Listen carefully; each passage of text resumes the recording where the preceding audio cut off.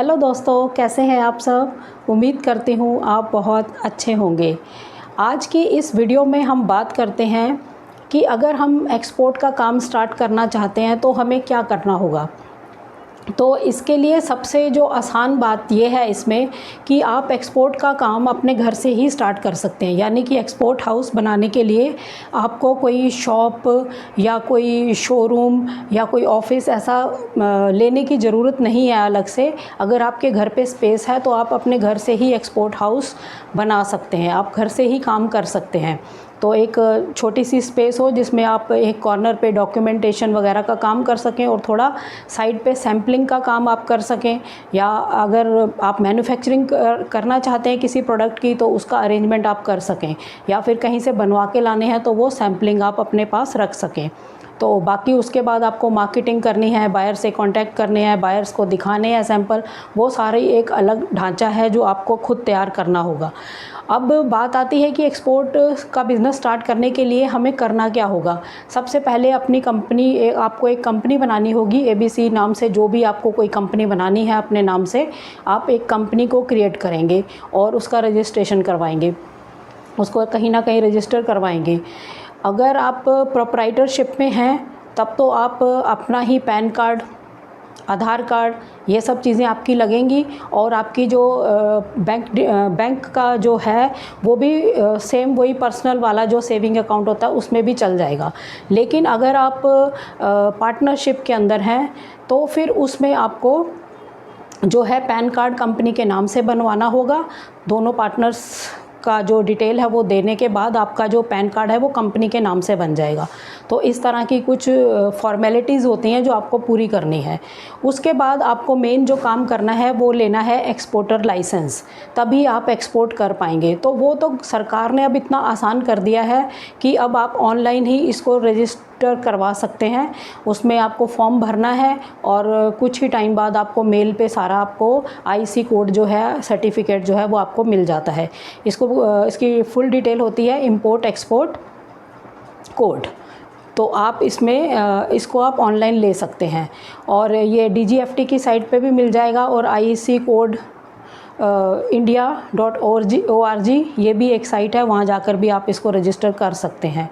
और इसमें एक AD कोड भी होता है, वो भी लेना ज़रूरी होता है। बहुत ज़्यादा अर्ली स्टार्टिंग में तो अभी आप रहने दीजिए कि आप पहले IC कोड ले लीजिए, क्योंकि इसके बाद आपको बैंक में सारी डिटेल देनी होगी, तभी आपका काम ये स्टार्ट होता है। उसके बाद जब आपको ऑर्डर्स मिलने लग जाएँ और शिपमेंट पर आपकी बात आ जाए कि आपको अब शिप करना है, किसी पोर्ट से आपकी शिपमेंट जानी है, तब आपको AD कोड लेना होगा, AD रजिस्ट्रेशन करवाना होगा।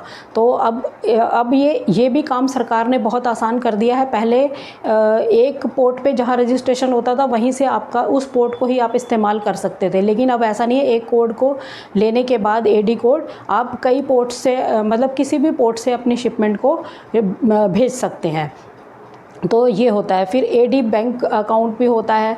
तो ये एक डिटेल्ड डॉक्यूमेंटेशन है, लेकिन मैं अभी बेसिक बात आपको बता रही हूँ कि ये चीज़ें इसमें होती हैं। और इसके अंदर जो डॉक्यूमेंटेशन का वर्क होता है एक्सपोर्ट के अंदर, जो मेन होता है, वो मैं उस पर बात करती हूँ कि इसमें आपको क्या क्या डॉक्यूमेंटेशन करनी होती है। जब आप एक ऑर्डर ले लेते हैं, फिर शिपमेंट के लिए तैयार हो जाते हैं, किसी कंट्री में आपको अपना माल भेजना है, तो क्या क्या डॉक्यूमेंटेशन जो बेसिक चलती हैं वो क्या है। पहले आती है परफॉर्मा इनवॉइस, फिर commercial invoice, packing list, certificate of origin, certificate of sales. ये मैं आपको बताती हूँ। Certificate of free sale. और उसके बाद आपको bill of lading, airway bill और बैंक ड्राफ्ट, ऐसी जो डॉक्यूमेंटेशन है, जो नॉर्मल डॉक्यूमेंटेशन है, वो आपको सब करनी होती हैं। तो ये मतलब बेसिक ही चलती हैं, ये करनी ही होती हैं डॉक्यूमेंटेशन। अब इनवॉइस के अंदर आपको सारी पेमेंट की पूरी, किस प्रोडक्ट का क्या रेट है वो डिटेल होती है। पैकिंग लिस्ट के अंदर कितना माल किस बॉक्स में कितने साइज़ में जा रहा है वो सारी डिटेल होती है।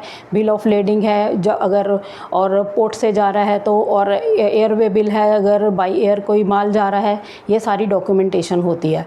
तो आपको ये सब चीज़ों का ध्यान रखना होता है डॉक्यूमेंटेशन में। इसमें मेरा सजेशन यही रहेगा कि अगर कोई एक्सपोर्टर बनना चाहता है, एक्सपोर्ट का काम करना चाहता है, स्टार्ट करना चाहता है, तो ये नहीं कि आप सिर्फ़ और सिर्फ ये सोच लें कि हम कर लेते हैं और हम एम्प्लॉय रख लेंगे, वो डॉक्यूमेंटेशन देख लेगा, वो ये कर लेगा। वो ठीक है बात कि ये कर सकते हैं, लेकिन इसके लिए आपको इसकी नॉलेज पूरी होनी बहुत ज़रूरी है। तो इसको पहले आपको समझना और इसका नॉलेज लेना बहुत ज़्यादा ज़रूरी होगा, क्योंकि कोई भी गलती ना हो जाए एक एम्प्लॉय से, तो एम्प्लॉय का किया हुआ काम आपको ही तो चेक करना होता है ना, कि उन्होंने ठीक किया है या नहीं किया है, या कहीं गलती तो नहीं है। तो उस चीज़ के लिए आपको इन चीज़ों की नॉलेज खुद को भी होनी चाहिए। तो आज हमने बात करी है कि अगर आपको एक्सपोर्ट बिज़नेस करना है तो वो आप घर से ही स्टार्ट कर सकते हैं। एक्सपोर्ट हाउस आप घर में ही बना सकते हैं। आपको कंपनी एक बनानी होगी, फिर आईएससी कोड लेना होगा और एडी कोड लेना होगा, और उसके बाद आपको अपने ऑर्डर्स वगैरह जो लेने हैं उसके प्रोसीजर पे काम करना होगा। जब आपको ऑर्डर्स मिल जाएँ तो ये डॉक्यूमेंटेशंस होती हैं, ये जो बेसिक ये चलनी ही है, इस पे आपको वर्क करना होगा। तो अगर आप एक्सपोर्ट बिज़नेस में जाना चाहते हैं तो इन चीज़ों की आप नॉलेज ले सकते हैं और यूथ इसमें अपना करियर बना सकते हैं, क्योंकि एक्सपोर्ट से भी आप बहुत अगर कामयाब होते हैं तो काफ़ी अच्छी आपकी इनकम जनरेट होगी, आप बहुत अच्छा पैसा कमा पाएंगे। और हमारे देश को भी इससे लाभ होता है, क्योंकि फॉरेन करेंसी जो है वो भारत में बढ़ती है। तो ये एक बहुत अच्छी लाइन है। अगर कोशिश करें यूथ तो इसमें जा सकते हैं, लेकिन समझ के नॉलेज लेके उसके बाद इसमें आगे बढ़ना चाहिए। तो चलिए दोस्तों, अगर आपको ज़रा भी ये नॉलेजें जो हैं काम आ रही हैं, या आप इस पे आपको लगता है कि इस तरह की नॉलेज को हमें शेयर करना चाहिए, तो इन वीडियोस को शेयर कर दिया करिए, ताकि ये उधर तक पहुंच सके जहां तक इसकी असल में ज़रूरत है। और चैनल पर नए हैं तो सब्सक्राइब कर लीजिए, ताकि आपको पता लग सके कि किस तरह की वीडियोस आ रही हैं, और नॉलेज लेके आप किसी और को भी इसके बारे में गाइड कर सकें। तो चलिए दोस्तों, नेक्स्ट किसी वीडियो में फिर मिलते हैं जल्द ही। तब तक के लिए थैंक यू। जय हिंद, जय भारत।